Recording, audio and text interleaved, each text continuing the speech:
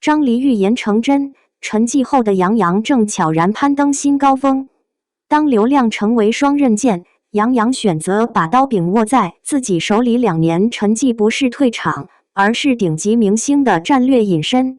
从减重20斤的狠劲到高端代言霸榜，他用沉默完成从人气偶像到商业价值符号的华丽转身。张黎说对了，不拍戏就消失的杨洋已经走上了另一条上坡路。他是不是要凉了？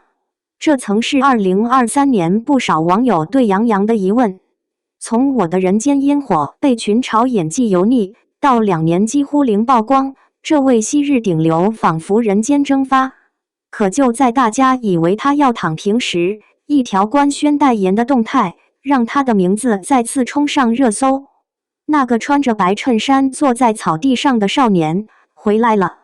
更让人意外的是，张黎导演当年那句他是戏疯子，如今被越来越多的人重新翻出来，奉为预言。消失不是退场，而是顶级明星的战略隐身。先说句大实话，在娱乐圈，消失有时候比拼命营业更需要勇气。杨洋这2年几乎不接综艺，不炒 CP， 不刷脸，社交媒体更新频率堪比佛系青年。很多人说他高冷不合群，但换个角度看，这何尝不是一种清醒的自我保护？当流量成为双刃剑，他选择把刀柄握在自己手里。想想看，从微微一笑很倾城的肖奈到你是我的荣耀的于途，杨洋的高冷男神人设早已深入人心。可一旦角色固化，观众的审美疲劳就会迅速反噬。人间烟火的争议，某种程度上正是这种反噬的集中爆发。他不是不会演，而是被人设困住了。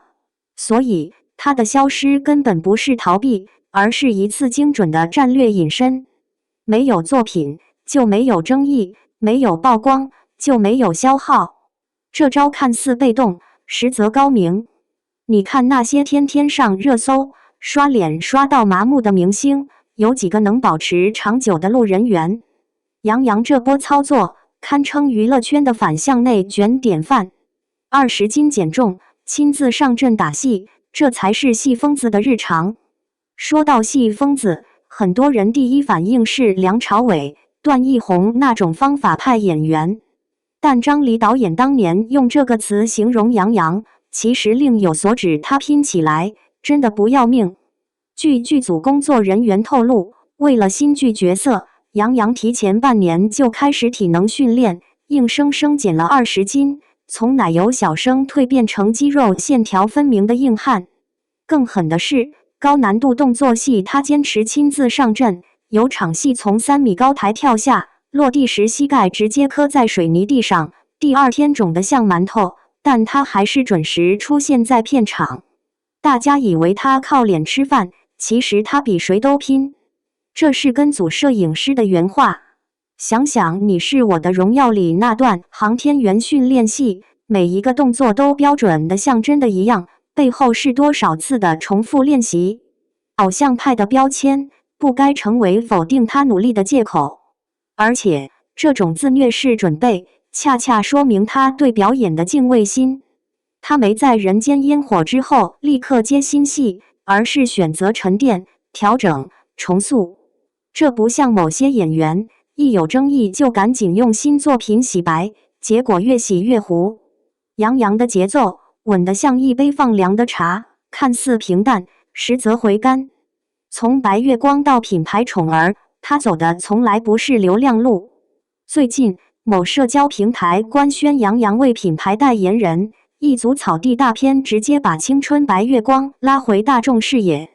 一袭白衬衫，阳光、草地、相机，这画面谁的 DNA 没动？评论区瞬间炸锅，梦回肖奈，这才是纯欲天花板。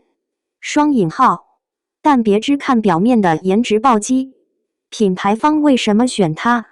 数据不会说谎，代言官宣后，品牌搜索指数24小时内暴涨300%，相关话题阅读量破5亿。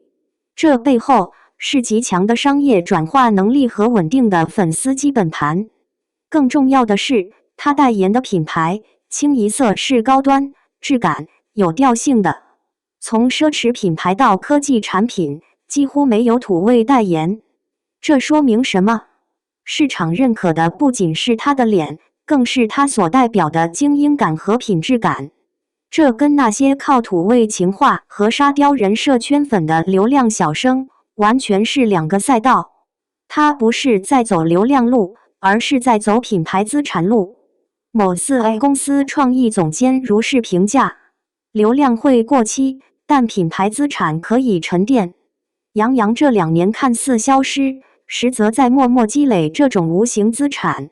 当别人在拼命收割流量时，他已经悄悄完成了从人气偶像到商业价值符号的升级。张黎说对了，不拍戏就消失的杨洋，已经走上了另一条上坡路。这条路没有热搜喧嚣，没有粉丝骂战，有的只是健身房里的汗水、剧本前的沉思和对自我价值的清醒认知。他用2年的沉默，换来了今天的惊艳回归。所以，当我们在讨论一个明星的沉寂时，或许该问一句：你看到的消失，真的是退场，还是一次蓄力后的起跳？